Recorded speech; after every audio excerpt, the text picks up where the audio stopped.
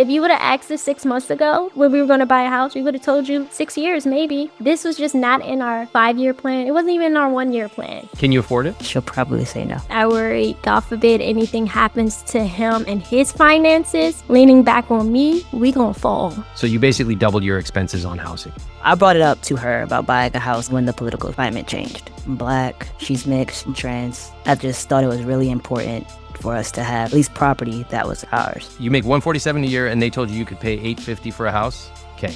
Attention all lenders in America, you motherfuckers. I'm scared of doing something wrong and not being able to come back from it. I really do want to make change.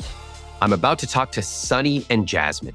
They're newly married, they just bought a house in DC, and they have never really talked about money. Their first real conversation about it happened recently over dinner, and that conversation ended in silence. Taking a look at their numbers, I'm going through their conscious spending plan, or CSP. You can download a free template at iwt.com/CSP. They make about $180,000 a year, but they've got $45,000 in credit card debt, 0 invested, and no savings. And here's the part that really stood out to me. They didn't buy the house because it was a smart financial move. They bought it out of fear of what could happen under another Trump presidency. So they're now here sitting and asking, what did we just do? Honestly, I'm wondering the same thing. You recently got my new book, Money for Couples. And as you started talking about money, you said it was not going well. What happened? When we talk about money, it can go really good, it can go really bad. There's no in between. So I told her about the book and how one of the things I wanted to incorporate was like monthly meetings. We like to eat out. And so we decided to use it as our monthly date. I got very frustrated the way I felt like Jazmyne was answering some of the questions in the book. And her response was, I don't know. And I got frustrated in the restaurant and it got really hostile. And then dinner just ended early and we left on a quiet note. Money for Couples, the nightmare.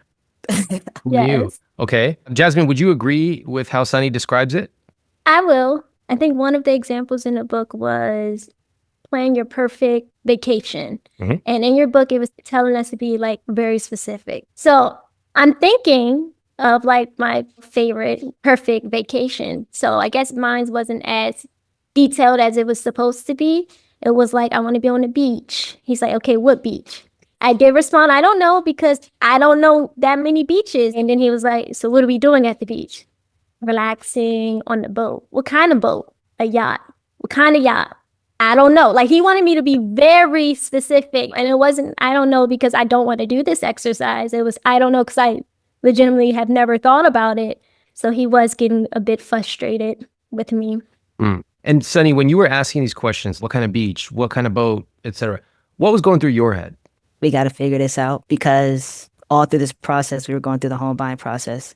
And so for me, I was like, I want to get through these books because I really want to implement this stuff and get it set up for by the time that first mortgage comes. Okay. Should we look at the numbers? Yes. Yes. All right. What was it like doing this conscious spending plan together? It was actually really good. It feels good to say that too, because our past conversations with money, once we finished it though, I think we both were in shock. For me, it was more seeing the difference on paper. And also this was our first time really digging into like each other's real numbers. I love the honesty. You know, a lot of people think that couples talk substantively about money when it comes to their wedding. They don't. They literally pick a number and that's pretty much the extent of how they do it. They don't sit down and open up their income and debt and what about this and I put this money in a savings account. It doesn't happen. It doesn't even happen for a house sometimes, but often not. So you did the CSP, had a positive time. I love that. Let's take a look. Sunnie, can you read the words in bold and then the full number next to it for this entire net worth box? Assets, $566,000. Investments? 0. Okay. Savings? $3,250. Debt, $578,775. Okay. Total net worth? Negative $9,525. What does it mean that you're negative $9,000 net worth? I know negative is not good. We owe more than we are Yeah, that's true. worth. I guess, You know, a lot of people do. Did you know that? yeah. No, I didn't know that. A lot of people owe more than they have. Sometimes it's because when you first buy a house, it's kind of like driving a car off the lot. Your car is worth less than you paid for it. Instant you drive off the lot. Have we all heard that expression before? Yes. Same thing with a house. When you buy a house, a lot of people have like 20, 30, 50 or 1,000 or more of closing costs and all kinds of escrows and stuff like that. If you were to try to turn around and sell it the next day, they would lose money. That's just a very simplified example of why people might have a negative net worth. Then people have student loans. Sometimes they have 25, 50, 100, 200K of student loans. That puts them at negative. But that doesn't mean you're a good or bad person. So you all have a negative net worth. But I notice a couple things. Number one, I notice you're young. So if you were 58 and this were the case, this would be alarming. You're both, 27, correct? He just turned 28. 28 on Saturday. Okay, great. So that's good. 20s, we got time to do a lot of things. You have more debt than your mortgage. You mentioned student loans and credit card debt. And then you have no investments and low savings, which to me is a big problem. We're going to tackle that as well. So what I'm telling you is I'm not immediately alarmed by this number, but I'm curious. Okay? Let's keep working our way down. This time, Jazmyne, I'm going to ask you, what is the combined gross monthly income number? $14,948. All right, great. So that's per month. So your gross combined annual income is $179,000 a year. Who knew that number? Put your hand up if you knew that number. Both knew that number? Whoa, hey, good job. That's very impressive. So you're basically making $180,000 a year. What do you guys think about that? I think that's pretty good. It's outstanding. 180 in your 20s? In our 20s, yes, that's good. Yeah. This is a big deal. $180,000 combined income, and you're not even 30. You just married. That is really impressive. Fantastic work. I want to hear about this purchase. How did this happen where you said this wasn't even on your 10-year, 1-year plan? Walk me through it. Well, I brought it up to her about buying a house kind of when the political climate changed, because I started to do some research and just things that were happening in the world. And I knew how important it would be for a family like ours to really own some property moving forward in the future. What do you mean a family like yours? One, being multiracial, I'm Black, she's mixed. Also, with me being trans, I just thought it was really important for us to have something, at least property, that was ours. I mean, I guess I was predicting of what the future could hold, depending on, at the time, who was going to win presidency. And kind of what I predicted kind of happened in the sense of like all the EO orders and things like that changing. I just figured if life or the future goes one way, I at least need to have something like this where if I need cash on hand, equity, anything, I have it. If something happens to me, she's going to be okay. I just want to jump in quickly to make it very clear that when Sunnie said, I just thought it was important for us to own something, he wasn't being dramatic. For people of color in the LGBTQ plus community, fear of losing rights or even personal safety is very real. Many people don't know, but in recent American history, there was something called redlining, which meant many communities across the country explicitly would not allow people of color to buy houses there. And they used the power of law to keep people of color out of neighborhoods. There was even a recent New York Times article on racial covenants in contracts that still exist, saying you are not allowed to sell this to a Black person. This is recent American history. You can imagine what happens to communities. For example, people in the Black community who have been told and seen their own parents and grandparents having housing stripped away from them, while other people built massive wealth on single-family homes. This is why money is political. This is why we have to understand that your experience with money and housing is probably quite different than other people's experience with it. So yes, there is a reason that people feel drawn to own something, especially when your identity has been politicized. But I have to say, just because you are scared or just because you had a message passed down generation after generation doesn't mean the math works. Because once you've signed the papers, the bills come and they don't stop coming. Okay, so you brought this up with Jazmyne, and then Jazmyne, what was your reaction? I said, okay, let's go look at some houses. I did not think in the beginning that we would be here. I did think that we was just looking at open houses for fun. That's like a classic American pastime, is to go to open houses on a Saturday, and then you're like, who lives in here? And like, ugh, they have the worst taste, all that stuff. All right, how much was the house? It was 526. 526. All right, cool.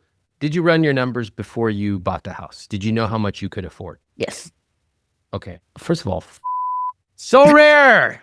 So, okay, now I got to know, what did you run? Tell me how you ran those numbers. Well, I ran it with the lender. Oh, hold on. Hold on. I just need to I want to rewind and enjoy the 3 seconds of pleasure I had in my life for once before it got abruptly erased from me. Ran it with the lender. What'd the lender tell you? Oh, you could spend 60%. No problem. What'd they say? Oh, wait, I misunderstood when you asked for numbers. Did you mean the pre-approval numbers or? How much could you afford? Oh, I ran that by myself You did? using your book. Oh my God. How I did that. I'm going to have a heart attack right now. Listen, if I die on this podcast, to my team who's monitoring it, just tell everybody I went well, okay? It was a great time. If and when I prematurely die, I want to die discussing mortgage rates with a couple. That's how I want to go, okay?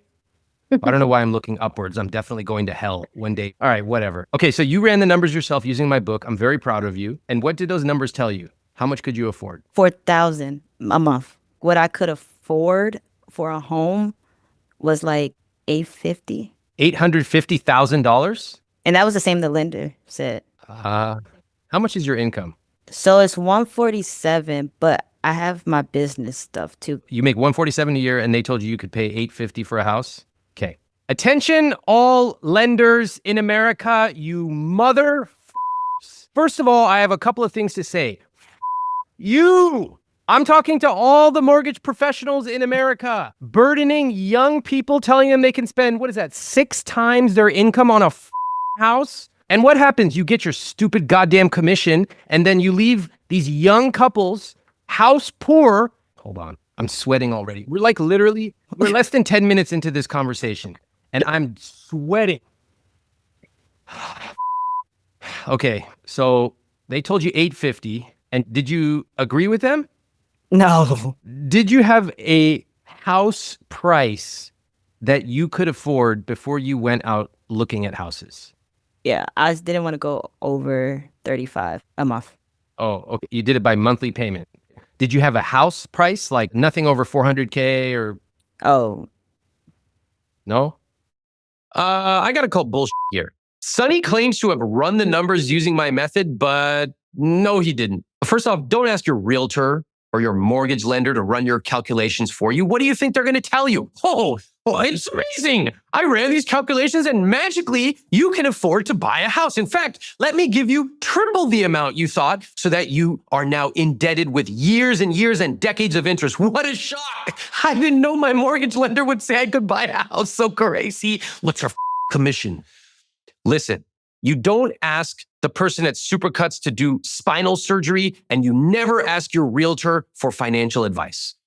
As a prospective homeowner, you want to look at TCO, the total cost of ownership. A lot of you have no idea that the house you're buying for $300,000 is actually going to cost you over $600,000 when you add in all the costs. You have no idea because you never ran a single calculation. Oh, and also, what about accounting for repairs, furniture, maintenance, transaction costs? And on and on and on. When these costs hit, and they will, it's going to feel like you're hemorrhaging money.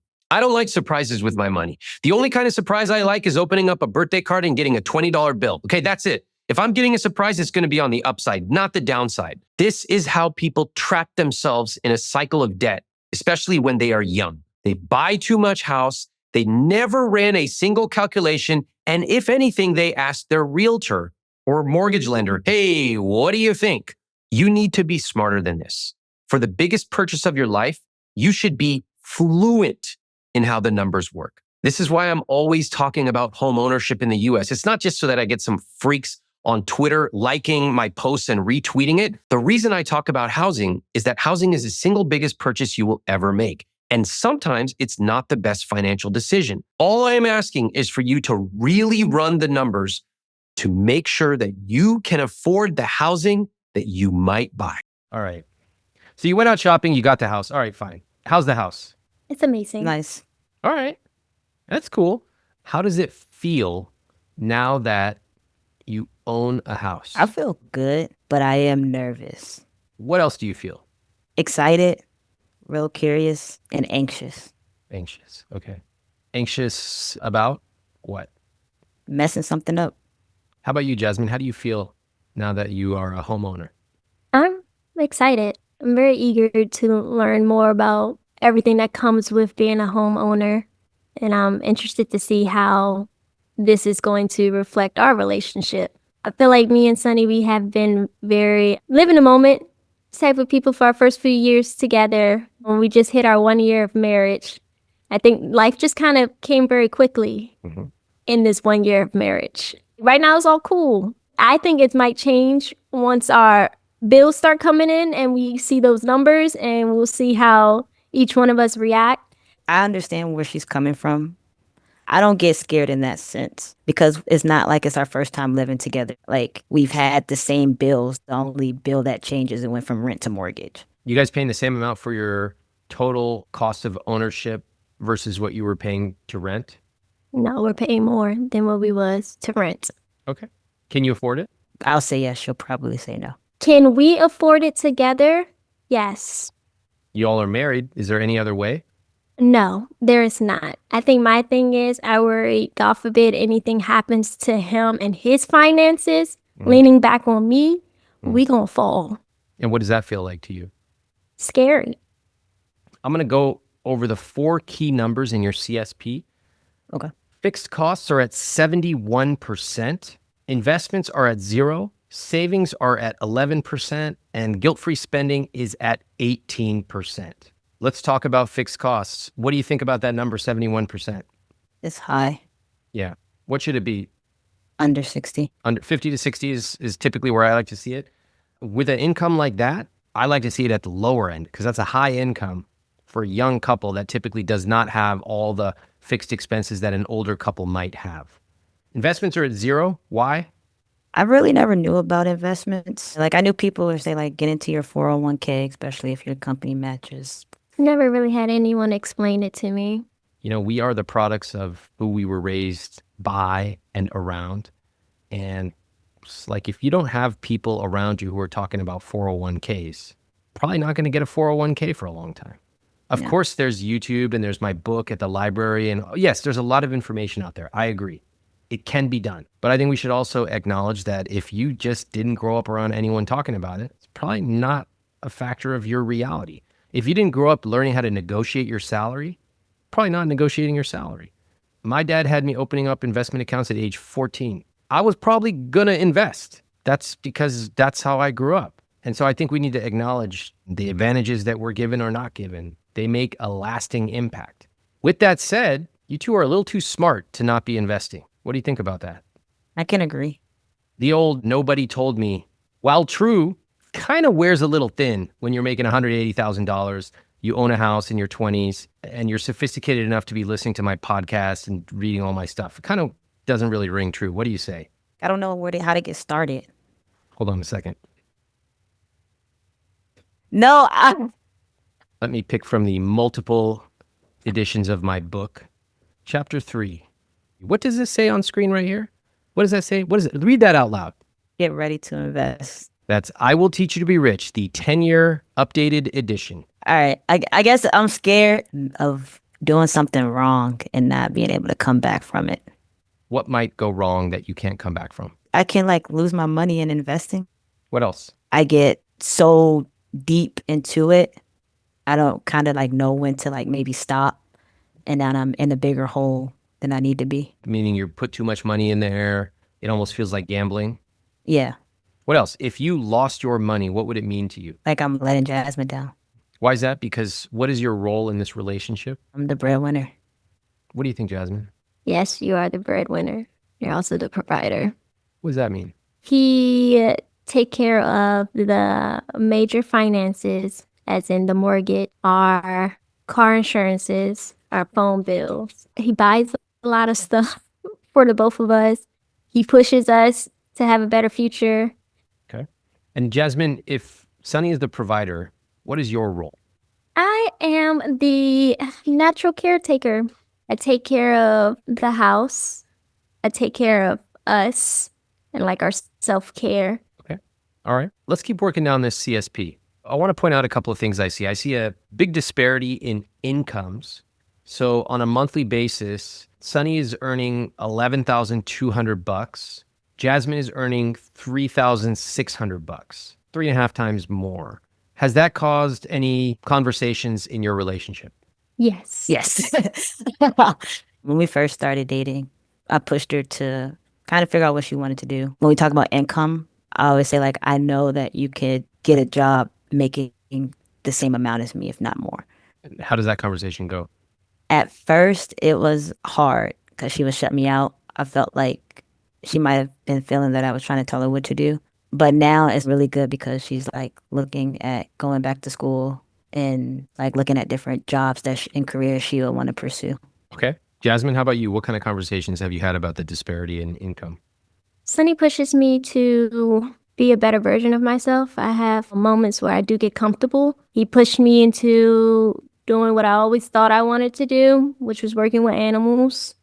So it was very exciting in the beginning. After being in it for a few years, though, I realized it's not going to be enough money for me for the lifestyle that I want to live. Ooh, what lifestyle is that? I want to travel. I want to go shopping. I want to build memories. I want to start a family. I want to be a half stay-at-home wife.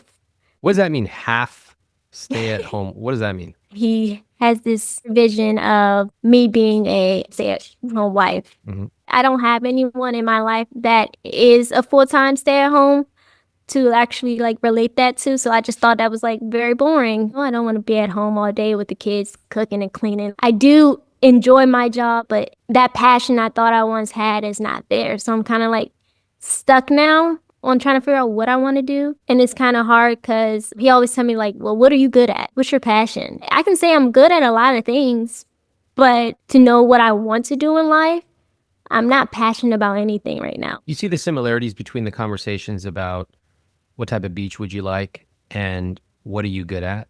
No. Okay, Jazmyne is saying no. Sunnie is nodding his head yes. Wow, this is interesting. Sunnie, what do you see? A lot of like uncertainty. I can agree with that. What I see is Sunnie probably has some type of vision of his career, money, etc. You're kind of on this path. And maybe it seems from what you're telling me, maybe Jazmyne's not. And you ask her questions like, hey, what beach, what yacht, what job, what are you passionate about? And maybe that's not how Jazmyne thinks. Jazmyne, it seems like you're kind of like, whoa, like, I don't know. I know that I don't want to do the vet thing. And I know that I don't want to do this, but I don't know. Do you see the similarities in the two types of conversations? Yeah. What Jazmyne's doing right now is something that I see all the time. She's not just confused, she's avoiding. For a lot of us, when something feels uncomfortable or risky, we freeze. We say, I'll deal with it later, or I just need to think about it, I need to figure it out. But that's not forward movement, that's avoiding. Think about when you have done that in your life. Maybe with a career decision. Oh, I don't like my boss. I'm kind of stuck. What am I supposed to do? I'll freeze. I'll wait. I need to figure things out. I'm in a bad relationship. I don't know. I'm not happy. But once in a while, he or she takes me out to ice cream. It's been that way for 9.5 years. I just need to see what happens. We all do this. And it often works because doing nothing or waiting often feels safer than making the wrong choice. The problem is when you avoid making decisions, you stay stuck. I have to say, one of the most frustrating things is having a friend who is in a bad situation, could be career, financial, relational. And every time you see them, They're talking about how bad it is, but they're not actually making any changes. You know what I'm talking about if you've heard that, friend. Now take a look inside. How many of us have done this with something in our own life? I have. I'm putting my hand up right now because I know I've done it. I'm probably doing it right now. We all have something in our lives where we have delayed, equivocated, waited. With Jazmyne, I want to help her stop coasting and start making real progress. But first, we need to figure out what's really holding her back. What do you think's really going on when you have these conversations? What are you saying, Sunnie, that you're not saying out loud? I mean, sometimes I wish she would see like herself how I see her, and like she wouldn't beat herself up so much to the point she doesn't want to try anything. I can understand that not knowing what you want to do at times can be overwhelming, but I think that giving something a try will start to help just broaden that overwhelmness. I don't think it's the overwhelmness of it. I do know I struggle with change. So starting over is pretty scary, but I get through it. I know that you can see the potential in me and everything. I see it too. But then I think of the ways that we came up.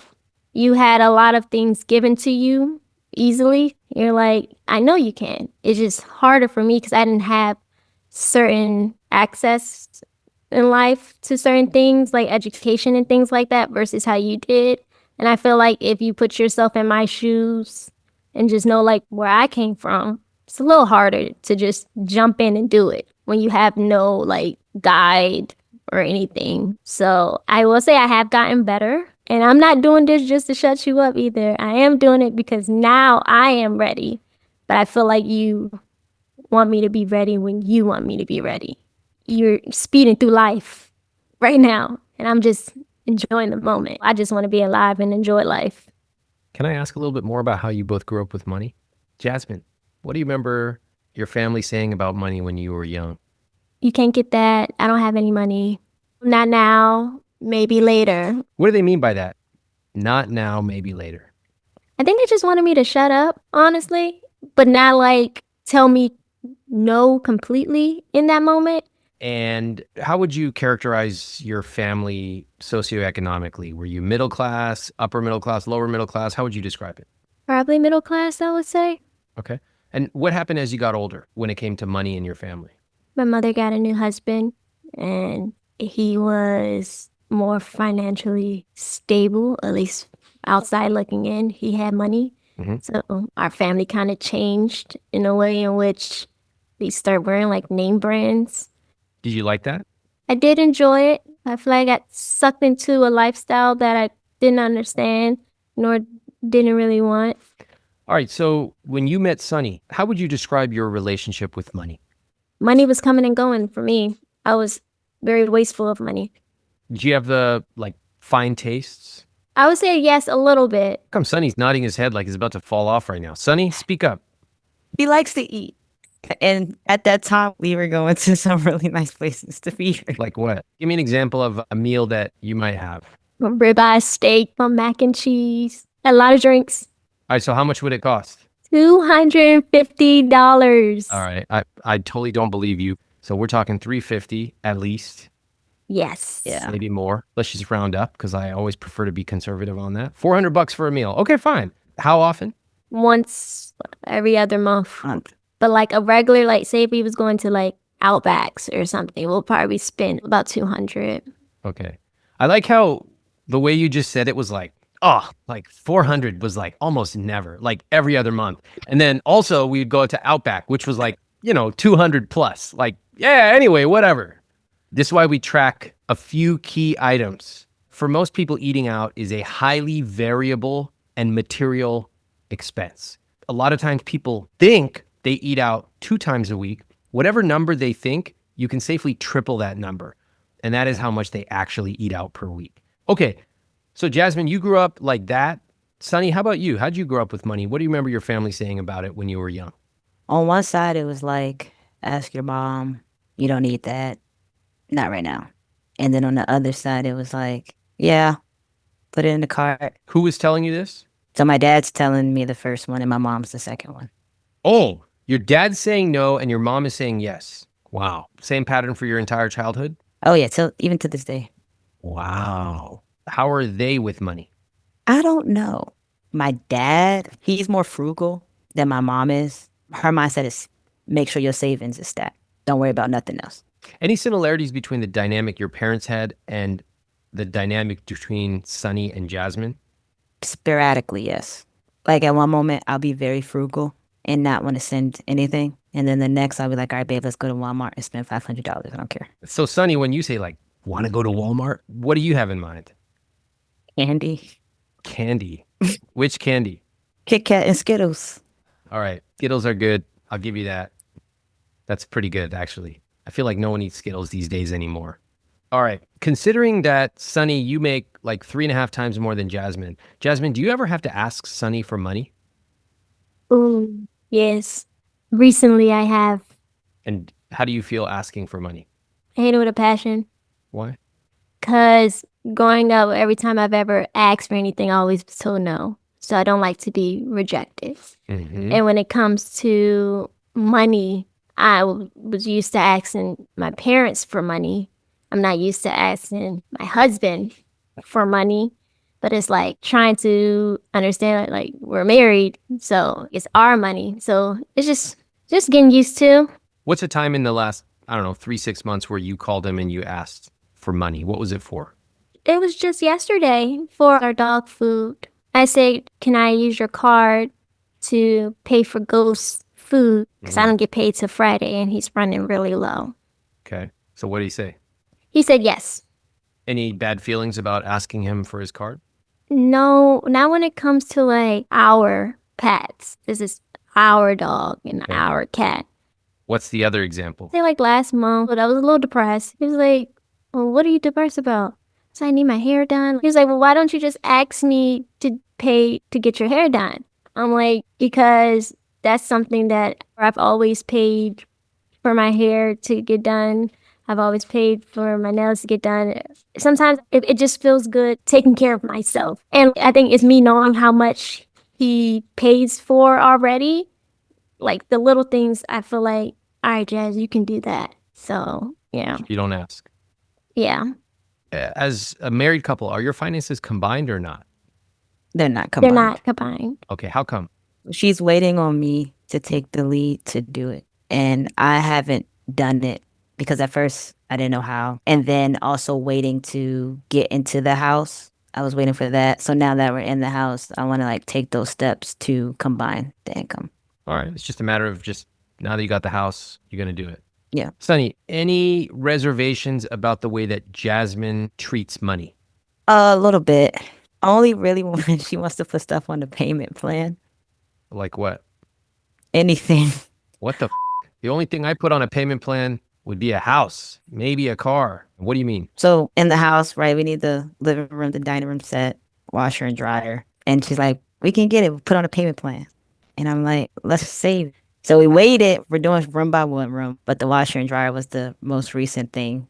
And Mhm. she's like, I need my washer and dryer as soon as we move in. And I'm like, well, we can go wash at my mom's house or my sister's house. Do you have a washer and dryer right now? No. All right, when are you going to get it? Actually, this week, Oh, okay. And how are you going to pay for it? we got taxes back, How much? 4,900 and something. And how much is your washer dryer going to cost? Budgeted about from 12 to 1,600. Okay, what are you going to do with the rest of the money? 1,000 is going into our savings. 1,000 is going back to my business. And then we're going to split the remaining for guilt-free. All right. I think I'm understanding better what's going on. Can we talk debt? So you have $579,000 of debt. Can you break that down for me?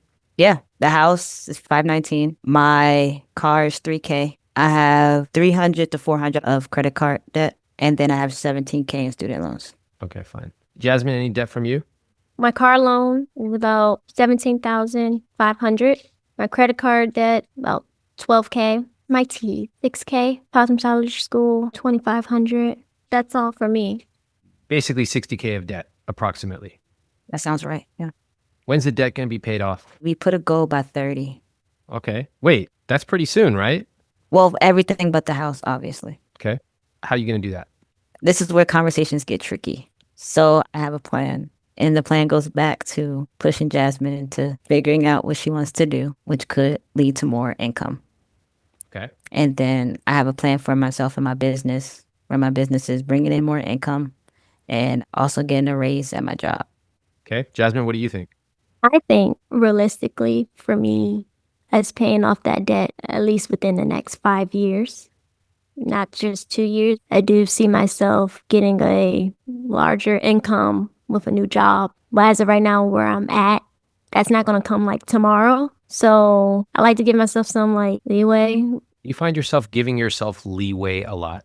Yeah, I do. Maybe because I'm scared of the disappointment. Yes. I think Yeah. that's true. What else? Because things happen in the world, and that's okay. It'll happen when it happens. There's a bit of a lack of agency. Like the world is going to happen and I don't want to set too ambitious of a goal because if I don't hit it, then I might be disappointed. Jazmyne, am Yeah. I translating this correctly? Yes. Honestly, if that is the approach, then I'm not going to change you. But you told me a little while ago that you have an ambitious goal for life. You want to travel. You want to have a family. You want to do this part-time stay-at-home thing. Can't live that life if you don't have agency and control. So what would you like to do? I would like to set myself up for that life that I want for the both of us, that we both want. How come you haven't done it already? I think I just get distracted with everything else that's going on. I get comfortable. I have my moments where I hate my job, moments where I love it, and then moments where Sunnie is providing a lot. I guess I'm just scared to start something and not finish it because I have a history of starting stuff and not finishing it. Better not start it at all then, huh? Yeah, I say that a little sarcastically, but I don't think you took it sarcastically. I did I it. didn't. The point when I talk about money is not to simply make myself feel better. The point is, what do I want in my rich life? And then what am I willing to do to get there? You guys know what you want for your rich life? The house was the big one, right? Yeah. How will that house affect your finances? I think the first couple months for me getting used to the new payments will be a little rocky. How much did you used to pay for rent? 21. 21, and you're paying at least $3,500 a month, probably more like $5,000 a month when we include the new furniture and appliances and all kinds of maintenance and spread that out. So you basically doubled your expenses on housing. Would you agree? Yeah. Did you guys double your income? No. No. Did you cut your expenses in half? I'm going to have to. Oh, you are going to have to? Or both of you are going to have Well, to? we are going to have to. Oh, where'd that come from? I'm just so used to just paying everything. And Sunnie, do you see how in part that is contributing to this dynamic that's happening with money? Yeah. What do you see? I'll take more of the conversation when it gets to the money of like actual bill paying stuff. What else? She gets quiet. And you don't want her to be quiet or uncomfortable, so I'll take care of it. It's fine. Yeah. Then once in a while you send mixed messages, like, let's go to Walmart and get a bunch of candy and stuff, which implies that you have a ton of extra discretionary money, right? But Yes. you don't. And also, Jazmyne, I noticed that you said like, hey, 2 years is like maybe too strict. Maybe 5 is better. Now, listen, I don't mind if you came to me, Jazmyne, and said, I can't do it in 2, but I ran the calculations and I can do it in 5 years. Here's the exact plan I have for 5 years. I don't mind that. I really don't. But I don't think you have that plan. I think you basically just kick the can down the road. The same way your parents didn't want to tell you no. What'd they say? Maybe later. Is that not exactly what you just said to me? Yeah. It doesn't feel good to be the recipient of that. You might as well have preferred your parents just say, no, we're not getting those chips. At least I know. Just be honest with me. But you're not even being honest with me. You're not even being honest with yourself. So you guys want to go through the numbers and really take a look at this? Yeah. Yeah. Okay. If you make no changes today, what will happen? We're not going to be able to really do what we want. We're not going to be able to expand our family because that's the next big goal that we want to do. And travel as much as we want to. What travel? You have $3,000 in savings. You have 2 weeks of emergency fund. There's no traveling. What I'm trying to do is to show you guys that if we want to play at this level when it comes to money, we have to really take it seriously. Like, I don't mind that you spend money eating out. That's fine. But you make $180,000 a year. Like, is this it? You're going to be living like this for the next 30 years? You guys want more than that, right? Yes. All right, let's break it down. So right now, your fixed costs are at 71%. Your housing is 36%. You know what that number should ideally be? No. 28% or less. So that means your housing is expensive relative to your income. Now, that's what I mean by running your numbers. Had you run the numbers before, you would have known that. Now, we can't change it. You got the house. Okay. But what that means is that the rest of your expenses, you're going to have less money to spend. So let's take a quick look here. Debt payments at $1,288. All right. So Jazmyne, when will your debt be paid off? Do you know? It will be within the year. What about the rest? The rest is mostly like my automatic credit card bills. I'm not quite sure. I think because we never really looked at it in this way. Like, we looked at it when we filled it out the spreadsheet. Yeah. We were surprised. We were shocked. What'd you do about it? We did start looking at car insurance and how to make that cheaper. Did you change it? We're in the process of changing it. How much are you going to save? $115 Per month? per month. Per month. Oh, that's good. Okay.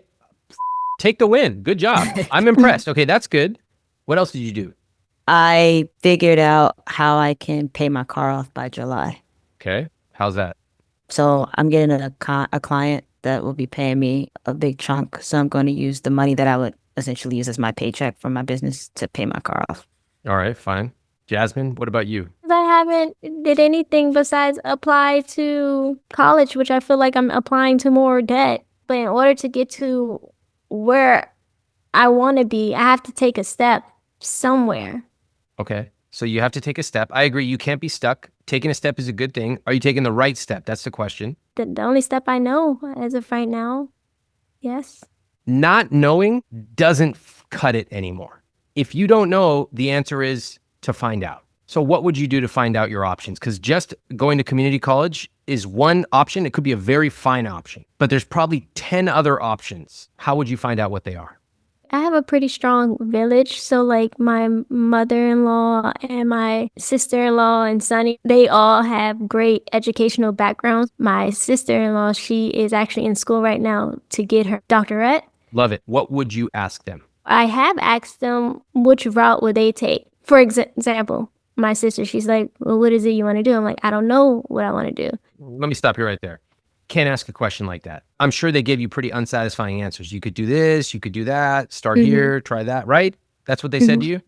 Yeah. Because you ask a bad question, you get a bad answer. If you said to your relative who's getting a doctorate, should I get a PhD? Break down 3 pros and 3 cons. She would break it down for you right there, give you a very specific answer. Amazing answer. In order to ask these questions, you got to do a little bit of the research yourself. I can show you how. But what I kind of suspect is going on is imagine you're in a pool. You know, one of those pools you get in a little inner tube and you kind of like float down the little river. The lazy river. The lazy river. You just kind of sit there. All right, take me where you will. It kind of seems like that, the way you're talking about your career. I don't know. Where should I go? I'll ask a couple people. Hey, what should I do? I don't know what to do. What do you think? And it kind of stops working in your late 20s. But like, this is life and the type of life you've told me you want to lead. You want a family. You want to travel. You all said you wanted to own a house. You can't do that by floating. This is one where you actually have to pick a direction and start swimming. So what does that look like? It looks like you probably going on LinkedIn and looking at people's careers. It looks at you probably buying some books about different career options, looking online and saying, hey, I don't even know where to start. How do I pick a career that makes sense to me? Probably setting up some informational interviews with people. Hey, I'm new to this. I've been doing vet tech work for the last 5 years. I'm not really feeling it. Here are the things I'm interested in. Here's what I'm not, but I'm not sure. I'm open to it. What would you suggest? And give me 3 more people to talk to. Jazmyne, have you ever done those things? No, Why? I never knew how, so therefore I never did. What would be a different way to say that? A more I'm taking control of my life way. I don't know how, but I would do my research and find out. Yeah, that's what I'm talking about. And that goes for everything. I didn't know how to drive, but I found out. I didn't know how to cook this meal, and I found out. I didn't know how to find the love of my life, but I found out. We all take control of our life in some degree or another. I have found it's a lot more fun to pick a direction and start swimming. And Sunnie, I have found also, if you are the partner of that person, sometimes you think you're helping by saving them, but actually it's not always helping. Can I pause, Jazmyne? I'm not sure if I see you crying over there. I just want to check in with you. What's going on? So this is just something that we've talked about, like my life a lot and why I don't do certain things. It's just hard when like other people can see your potential, but you can't see your own. Yeah, I agree. How do you react to that? I cry. Then I just kind of like sit back and analyze it from outside looking in. You beat yourself up? At times, yeah. What do you say to yourself? I don't know why Sunnie chose me out of everyone. And then Sunnie reassures you, I love you, babe. I'm here for you. I know you have the potential. He does. Then I'd be like, well, what if I never do though? Then what? You talk to a therapist, right? I do. Does that help? So far, it's been helping. Okay, good. I'm glad to hear that. That was a big moment for Jazmyne. She's starting to realize she's been giving herself too much room to coast. I find this conversation extremely fascinating because sometimes I talk to people who are too hard on themselves. They say things like, I'm not good at math. I'll never have enough. I don't work hard enough. And they beat themselves up. But sometimes I talk to people who are too easy on themselves. Deep down, I think a lot of times we have never met someone who truly pushes themselves. You know, my secret wish is that every single person who wants to make a major change in their life, whether it's changing their finances, their body, their relationship, I wish they could go live with someone who is really good at that and just observe how they live for 1 week. Can you imagine? There was this article I read, I'll never forget, in the New York Times about this male model and what he does on his Saturdays off. And the guy looks incredible, okay? He's ripped. He's a model. And, you know, you kind of look at this picture, you go, oh, genetics. And then on his Saturday, which is his off day from training, he still walks like 5 miles. He's still going for a little casual jog. He's doing this, he's doing that. He's seeing friends.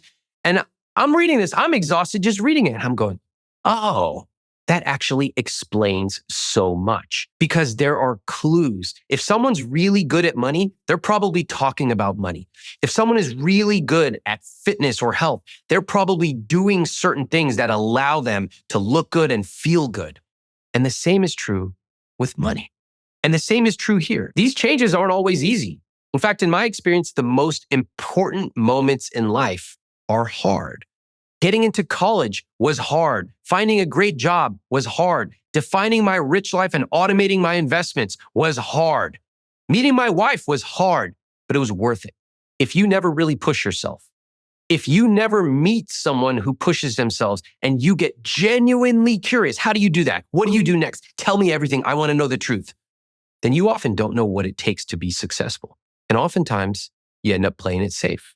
Playing safe means playing small for a lot of people. We see that here with Jazmyne. That pattern looks like avoidance because deep down, she's afraid of failing. Now, listen, I don't think she needs to make 6 figures. I don't think that is the definition of success. But right now, her actions don't match the life that she says she wants. So the question I have is, can she shift her mindset and start taking real steps towards that vision? Let me just say a couple of observations. First of all, I don't think there's anything wrong with you. I don't think there's anything wrong with either of you. You both look at the world a little differently. Fair to say? Yeah. Yes. Do you think that you can look at the world differently and still live a rich life together? I think it's possible. I think it's possible if we like understand each other, like the way we look at the world. Do you understand each other? Overall, yeah, I think we do. Do you understand yourself, Jazmyne? I do.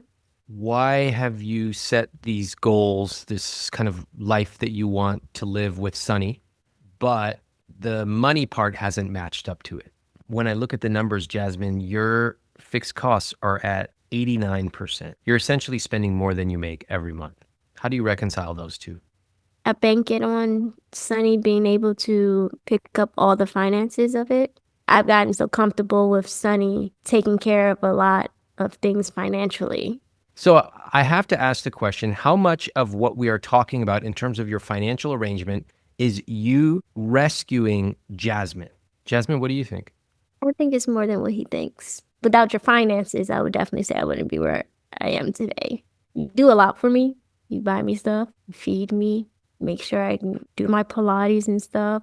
Do you need to be rescued, Jazmyne? Financially, emotionally, yes. Rescued or supported?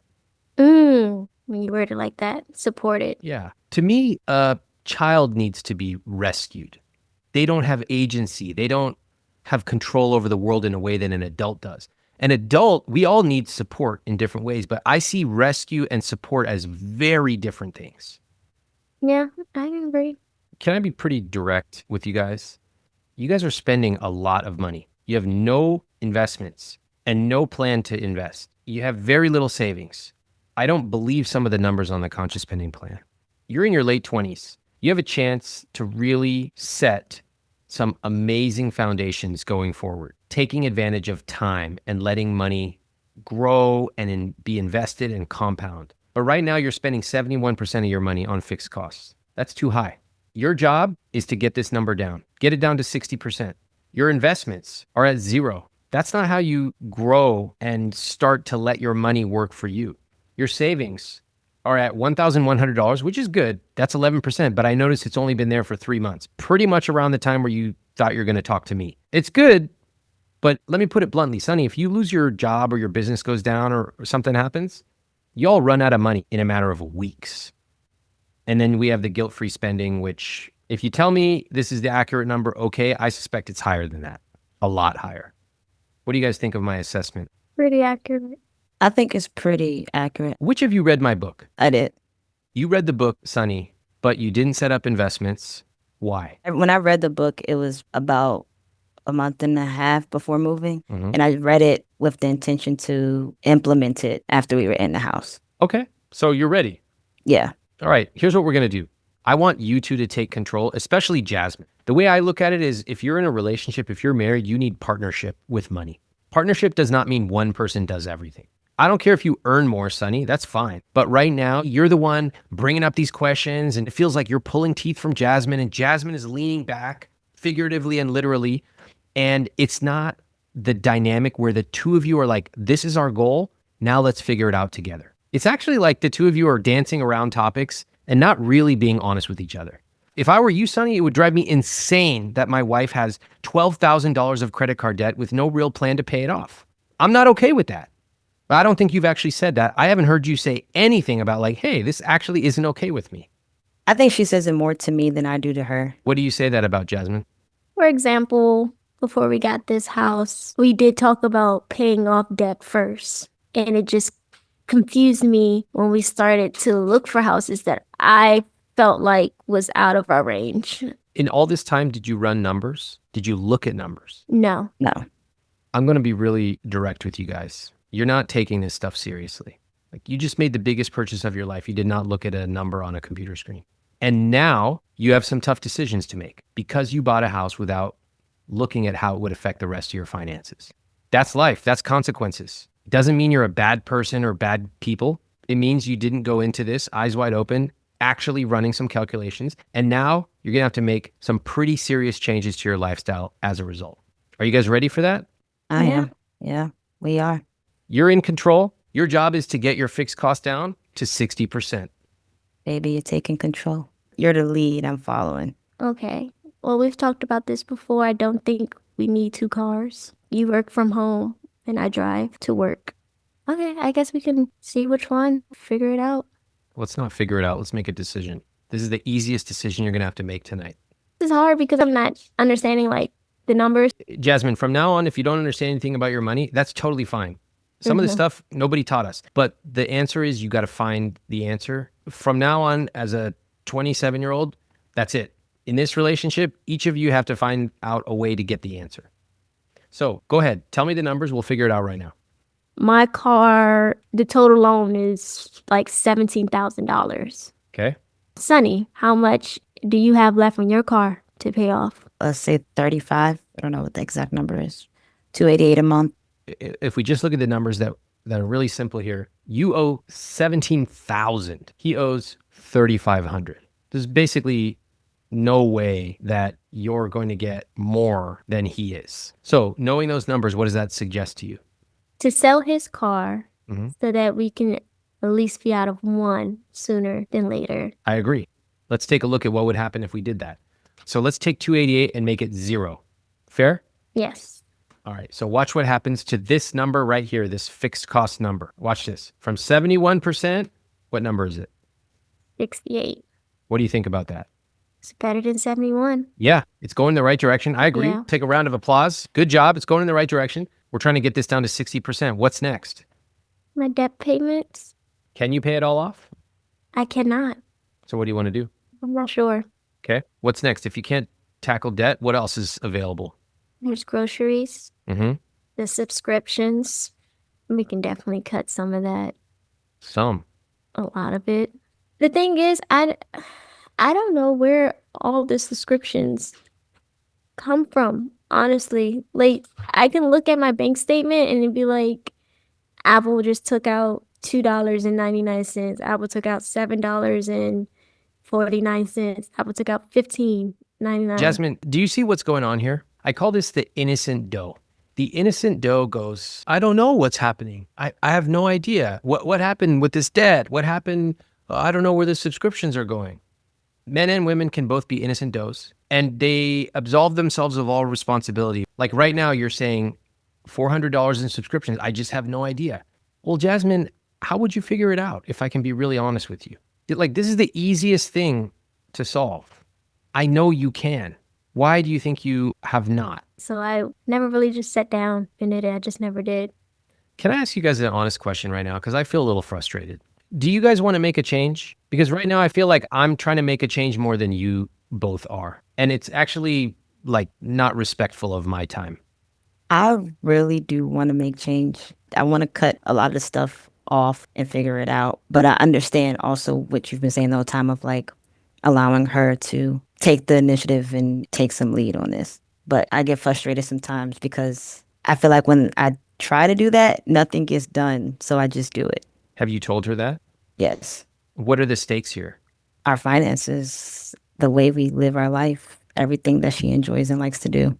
Let's fast forward a few years. Let's say you have kids. You all talked about that, right? All right. So Jazmyne, you mentioned you're the natural caretaker. Potentially you want to be home with the kids at least part-time. And let's say you ask Sunnie, hey, I'd really like for you to take the kids to the park or pick up around the house. And he just doesn't do it. And then you ask him like, hey, I really want you to do it. This is so frustrating. Why don't you do it? And he just doesn't do it. How would you feel about that? I'll get annoyed and irritated and then just do it myself. Yeah, I'm just kind of just learn to live with it. Did you ever see this when you were growing up? Yeah, Was it ever resolved? Swept under the rug. yeah. Yeah. Pushed off. Can I just tell you right now, there's no way I'm going to allow myself or my partner to be in a relationship where we're just like, oh, and then we just like brush it under the rug for the next 50 years. From the outside, it looks like Sunny's got everything under control. He's asking questions, he's running the numbers, he's trying to move things forward. But I think what might be also happening here is that he's the enabler. He's trying to rescue this relationship by doing it all by himself. And Jazmyne is playing the role of the innocent doe. Who, me? Little old me? I just don't know. Not maliciously, but because it feels safer to check out, to delegate, than to get it wrong. This is a very common dynamic I see. One person takes over, the other becomes passive. Now they've established a new dynamic, which means they never actually deal with the real issue. In a healthy relationship, both partners have to be involved with money. That's why I say partners, not parent-child or active-inactive. Partners, teammates. They're both involved, though they may be playing different positions. Now listen, I don't do this a lot, but sometimes when I'm speaking to a couple, I just get really direct and tell them what I would do. I think I need to get that direct right now. Can I just tell you guys what I would say right now if I were in your situation? If I were Sunnie, I might say something like, I know that I like thinking about money. I like talking about it. I know you're not as comfortable with it. And sometimes I think I push you and you retreat, and I apologize. I don't want to do that. At the same time, I need a partner with money. I can't do this alone. And I know that in the past you have said, I don't know. It drives me crazy. It's okay not to know, but I need you to find out the answers to it. You're smart. You're capable. And at this point, I can't do this alone. And I can't create the future that we want on my own. I need you to do it with me. Sunnie, you ever said something like that? Yeah. All right. And then what happened?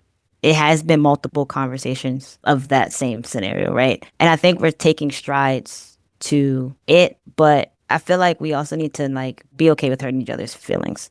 Forget about hurting feelings. I haven't heard either of you be really direct once today. Not even close. Sunnie, are you willing to go the next 50 years of your life like this? No, I'm not. But like my solution is always just to make more money. Oh, I've heard that one before. And does it work? For the moment. Okay. And what about one day when you get sick or you have 2 or 3 kids or your expenses go way up? You just going to keep grinding? I mean, I don't want to because I want to also be able to be there and be around. No, can't do it all. Yeah. So that's why I need her to make a change in some sense to help so that I can be there. It's not hurting feelings to be direct. It's not hurting feelings to say what you want in a relationship. We're simply saying like, this is what I need in a relationship. This is my vision. What about you? Maybe our visions are different. Let's find out. But somebody take the first step. Jazmyne, what about you? Have you been direct? I would say yes, I have been direct. I'm grateful for the home, don't get me wrong. Grateful for it. But I would have been grateful for a hoop-de-doop to start off with because this is a big purchase. And he's always like, baby, we got it. I got it. I asked him 100 times in this process, you sure you have it? You sure you can afford it? And I use the word you because I know what I bring to the table. I know I cannot afford this without you. And I told him that. Yeah. And he just made it clear to me and made me feel comfortable like, no, babe, I got it. I will. So I was like, okay. So Sunnie, what is that? I'll throw your numbers up right here. You definitely don't got it. Look at this. If I take away her income, you want to see what happens? 94% fixed costs if her income goes away. You definitely do not got it. How did you make that claim to her? Well, I guess when I said like I got it, it was more on like focusing on the bigger bills. What's a bigger bill than your mortgage? Well, yeah, right. I feel like we're actually getting honest for the first time. What happened with the purchase of the house? I thought that I would be able to handle everything. Because you are the what? Provider. The provider. The provider loves to take more and more weight onto their shoulder, but they never stop to realize, maybe I actually don't need to take all that weight on my shoulder. Maybe I need to actually just improve the way I communicate with my partner. Jazmyne's over here saying, I don't need this big old house. Why don't we talk about it? Had you guys looked at being open with each other? Hey, what are my expectations here? And Jazmyne was like, I actually want to get my nails done once in a while. Straight up direct. Here's what I'm doing in terms of my income. I'm not committing to getting another job for at least 3 more years. Straight up honest. Then you would have made a different decision. But the fact is you spoke in these phrases, I got it. That actually is not sufficient for a purchase that's going to cost you like over $1 million when you factor all your expenses in. Fact is, here we are. So what do we want to do? I'm putting these numbers back up. Either you guys are going to tell me what you want to do or we're going to end up stuck. So I'm going to pay off my credit card debt. How? Instead of using that guilt-free money of the taxes coming this week, I'm paying it off. Nice. I agree. That's a good call. So what will that take your debt payments down to what? $0. Okay. What else? Our insurance is going to be $224 instead of $321. Good job. Down to 66. Keep going. We're getting close. This is great. Jazmyne, your turn. I will have to look at my subscriptions. I can cut it down to under 100. You got therapy included in your subscriptions? Yeah, that's where we put it. What's the rest of this stuff? The extra 234. My Pilates. Netflix, HBO Max, Apple Music. I think the biggest cut would be taking her Pilates out of the 159, which is 119. Yeah. And then I think we budgeted 180 for therapy. 180. Watch how fast I change this number. This number becomes 180 and this number becomes 30. Done deal. You got your therapy. Keep that. $30, you can have 1 streaming subscription. Good luck. Y'all don't have time to watch TV anymore. You have to assemble and disassemble boxes in your new house. All right, one more thing, big changes we're going to make. Guilt-free spending? I don't think so. So tell me what you want to do for your guilt-free spending. It's at 24%. I typically recommend 20 to 35%. You can cut his down to 1,000. Okay. And what about yours? You can cut me down to 150. Okay. All right, you're at 12%. Actually, not bad. You have some money to play with now, okay? Here's how I would approach it. I would definitely start investing a little bit of money, okay? Anybody get a 401k? I do. You get a 401k match? 6%. Okay. Did you set it up? Not yet. Oh, all right. Let's do that. This debt needs to go away yesterday. There's no way you can be making $180,000 and have $10,000 plus in credit card debt. Can you all pay off that credit card debt faster? Yeah, we Yeah. can. $2,000 to your credit card, that'll take it down fast. What else other kind of income you have coming in? My business right now is bringing roughly between 2 to 6K a month. That's pretty good. 2 to 6K. What the hell? So you're making 2 to 6K extra on top of Yes. this? Great. And what do you do with that money right now? It's just sitting in the business account, paying for the business stuff. What the Sunnie, listen closely. Do you know how much you're paying in interest for this credit card debt? 18% APR. Yeah. At least. Meanwhile, you have money just sitting in a savings account. Makes no sense. How much money you have sitting in your business checking account? Right now, I have 4,500. Okay. I will say, as a business owner, sometimes you make way more than you think. Maybe you take a distribution. No, I am. So where's that in the CSP? It would have to go under net monthly income. Yeah, right here. What number should we put? I would just put 2K because it's so Hell everywhere. yeah. That's exactly what I would have done. Always be conservative. So we're going to change this 7,000 to 9,000. Watch what happens to the number. 65% drops to 54%. Yo, that's pretty good. That's like really amazing. I'm going to leave it up there for a second, but let me tell you something. Not everyone can just like have money fall down from the sky. Okay. 2K net per month. That's like amazing. Y'all got to make another change in your financial relationship, because what just happened is basically Sunnie came in and saved the day again. It's not healthy for the two of you. Let me put it this way.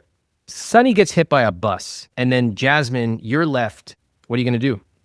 I'll probably eat up our savings. Mm-hmm. I'll probably grab another job like bartending or serving. So I'll work a lot more. So I won't be there physically for him. No, he's dead. I'm dead. Oh, you're dead. Oh, baby. I thought you made it. Okay. No, You're he's dead. I'm glad that we both emphasized. Let's take a second and I'll take a moment of silence. Sunnie, the M35 bus really did him dirty. Okay, he's gone. He's long gone. I'm never walking in front of a bus ever again. Okay, the point I was trying to make, Jazmyne, is we can't just have Sunnie handling the finances, because one day Sunnie might not be here. I told my wife that too. I said, I'm going to get hit by a bus one day or whatever. I want you to be knowledgeable about money, capable, competent. All right. That means we all got to talk about this stuff together. You got to know how to make decisions. And I want you to make some decisions about this stuff. Okay. I don't mind that the two of you have different incomes. That's totally fine. Nobody is asking you to have the same incomes. Jazmyne, I do think that you currently make what, like $44,000 a year? Yes. Do you want to be able to travel, put kids in activities, things like that? Yes. Okay. What would you be willing to do in order for that to be possible? Change my career field. Okay. You're down to do that? Yes. If I give you access to my career program, it's called Find Your Dream Job. Would you go through it and follow the steps in it? Yes. Yeah? It's not easy. You're going to talk to people. You're going to do informational interviews. You're going to learn how people land elite jobs the same way I landed job offers at Google and a hedge fund and all these places. It is exactly how the best jobs are found. I'm willing to do that. Okay. I will give you access to it. Go through the program. Keep me updated. I have a lot of confidence. I think the biggest thing you're going to find, which is going to surprise you in a positive way, is that you can make more money and actually have a really good quality of life. All right. Cool. So here's what we've discovered so far. We've discovered that your CSP can be improved quite a bit, especially when we take into account Sunnie's additional income. Sunnie, great work on that income. We've discovered that the two of you have the opportunity to work through money much more effectively. I also think that right now, you both are living like day to day, month to month. I don't hear a big vision, and it shows on your CSP because I don't see any savings for the future. I don't see any investments. The way I see it is you're going to live like this for the next 40 years unless you make a change. All right. How are you both feeling right now? I'm feeling a lot of different emotions, but mostly positive, more assertive. It's time for me to make some decisions and stop kind of going with the flow. I love that. Assertive. I love that word. I think that's the first time we've heard that today. Okay, great. Sunnie, how are you feeling? I'm feeling hopeful. We've had conversations like this before, not in this depth or in this way, but I'm feeling really hopeful about the changes, especially seeing like where we need to start to cut stuff out and how easy it could be if we just did it. Love that. How easy it can be. Sometimes the easiest thing is just to be decisive. It's like we sit down and we go, okay, we're not getting up from this couch until we get this number down to 65% or 62%. Right. Boom. Set some stakes. Okay, great. And what surprised you during this conversation? Honestly, thinking that we were being direct with each other and we weren't moving forward. We got to be direct to put ourselves in a better position. There's this myth that money is just numbers on a spreadsheet. Money is neutral. It's all about what's in cell C42. Have you all been listening to this freaking podcast? One of the central points of this podcast is that money is far more than numbers alone. Money is emotional. Money is safety. Money is growth. Money is connection. Money is political.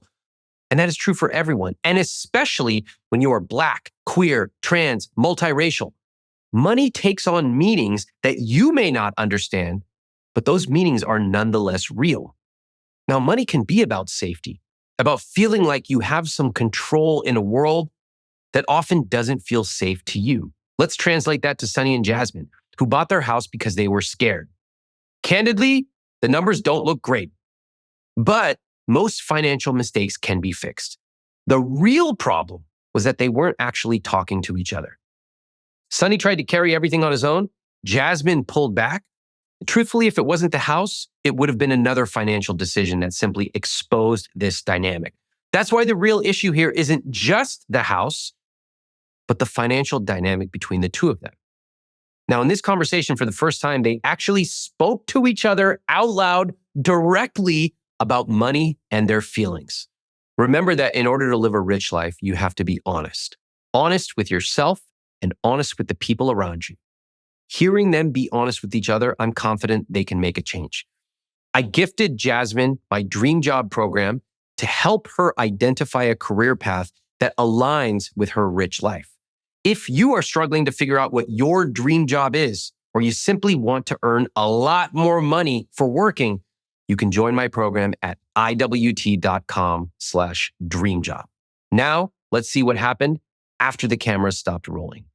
Hey, you guys. Everybody. It's Jazmyne and Sunnie. It's been about a month since we met with him, so I would definitely say our first 2 weeks, we got straight to it. We came up with a plan. We took care of my medical bills. I have been in tune with his program, finding my dream job. I decided to go to school, so I'll be starting this summer so that I can figure out exactly what it is I want to do career-wise and bring more to the table for us as well. And for me, we aggressively paid off my credit card debt that I had. I did solidify a contract that is bringing in extra income. It will put us at our 3 months saving mark. And with these changes that we've been making, I know we were like at the 70% when we met with Ramit, and we're now at 56%. So we're in the right range we're supposed to be. We also were able to get Jazmyne on my car insurance and also our phone bill. Yeah, we realized we were paying for a lot of those extra fees. And we also got our subscriptions down. We did get our subscriptions down. A lot. I also did set up my 401k, which has a 5% match with my job. So I'm in that, hitting that ballpark, and finally opened my investment stock that I've been procrastinating on doing as well. Within the last week, started reading the book 1 chapter a week.